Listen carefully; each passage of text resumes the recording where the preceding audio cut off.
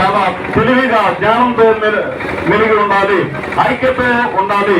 ఎవరికి ఏ కష్టం వచ్చినా, ఎవరికి ఏ ఆపద వచ్చినా నేనున్నాను అనేటువంటి సంకేతం మనందరం కూడా ఈ రోజు ఈ గంగవరం గడ్డ మీద నుంచి ప్రతి ఒక్కరు కూడా తెలియవలసినటువంటి అవసరంతో ఎంతైనా ఉన్నదని నేను భావిస్తున్నాను.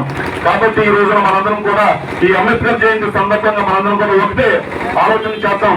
ఎట్టి పరిస్థితులు కూడా ఎటువంటి ఆపద వచ్చినా, ఎటువంటి నష్టం కష్టం వచ్చినా మనందరం కలిసే ఉందాం, కలిసే పోరాడతాం, ఒకరి కోసం ఒకరు నిలబడదాం.